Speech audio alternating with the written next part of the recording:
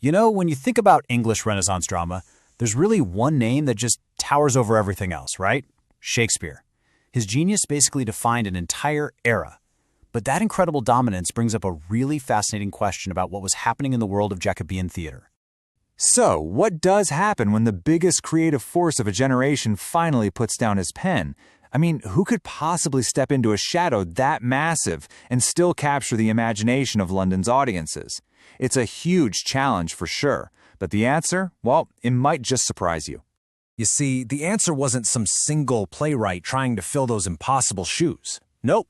Instead, the future of the London stage was actually shaped by one of the most celebrated and successful collaborations in the history of English theater, a true power duo.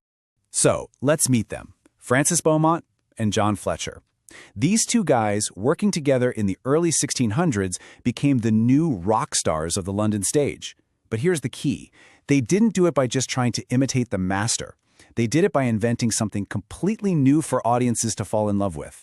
Their success wasn't built on just, writing a funnier comedy or a more tragic tragedy in that familiar Shakespearean style. Nah. Their real genius was in forging an entirely new genre, a kind of hybrid storytelling that was perfectly in tune with the changing tastes of their audience. They popularized what's called the tragicomedy. It was a totally new emotional roller coaster for people in the theater. Just imagine a play that gets your heart pounding with these huge life-or-death stakes, but then it brilliantly weaves in sharp humor, romance, and crazy plot twists that lead not to a stage littered with bodies, but to a really satisfying, happy ending. And their formula? It sounds simple, but man, it was incredibly effective. You start with a conflict that feels truly tragic. We're talking political conspiracies, devastating betrayals, the works. Then you pepper it with witty dialogue and shocking reveals that keep the audience guessing. And finally, just when you think it's all going to end in tears, they pull it back from the brink and give everyone a resolution that leaves them feeling relieved and just totally exhilarated. Okay, so that's the theory. But what did this new formula actually look like in action? Well, their most famous plays were absolutely packed with these intense plots of passion and power, full of moral dilemmas, romance, and a ton of political intrigue. First up, let's look at The Maid's Tragedy. Now, don't let the name fool you. This play is a perfect showcase for how they blended that intense drama with really complex character conflicts. It's a story all about honor, betrayal, and the abuse of power. So get this for a setup. There's this loyal nobleman, Amintor, and his king forces him to break off his own engagement to marry a woman named Evadne. But here's the devastating secret. Evadne is actually the king's mistress, and this whole marriage is just a sham to cover it up. I mean, what an impossible, horrible situation, all fueled by corruption at the very top. And really, what the play explores are the devastating ripple effects of one man's unchecked power.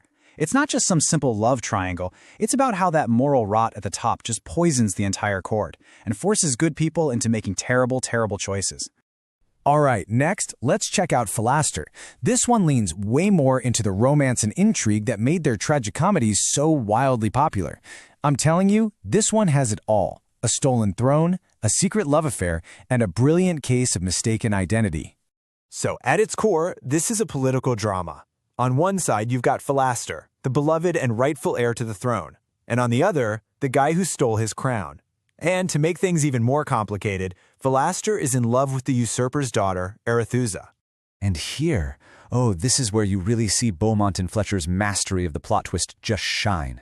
The story gets all tangled up in false accusations of cheating and, most famously, this brilliant disguise. Philaster's loyal page boy, Bellario, is secretly a woman who is hopelessly in love with him. It's exactly this kind of complicated, emotional, twisty plotting that audiences back then just went crazy for. So, okay, their plays were undeniable blockbusters, and their style was incredibly influential. But what does that really mean for their place in history? Well, as we're about to see, they left a lasting legacy that is way, way bigger than most people realize today. If you only take away one fact to understand just how important these guys were, let it be this one.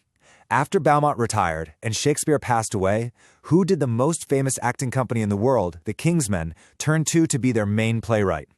John Fletcher. He literally took over Shakespeare's job. In their own time, Beaumont and Fletcher weren't just popular. They were considered Shakespeare's equals, and for a while, they were even seen as more fashionable. So let's just recap their impact here. They pioneered a blockbuster new genre that audiences loved. They absolutely perfected the kind of twisty, surprise-filled plots that, let's be honest, we still love today. They created these really complex characters who were wrestling with deep moral and psychological issues. They proved you could blend high-stakes drama and sharp wits seamlessly. And their style was so dominant that it shaped English theater for decades, well into the next historical period. Which, of course, leaves us with one final big question. For a time, Beaumont and Fletcher were the absolute kings of the English stage, every bit as famous and respected as Shakespeare himself. Their work was innovative, it was popular, it was massively influential. So, why is one name remembered by literally everyone, while this incredible powerhouse duo has kind of become a topic for specialists? It's a fascinating puzzle, isn't it? About how history ultimately chooses its heroes.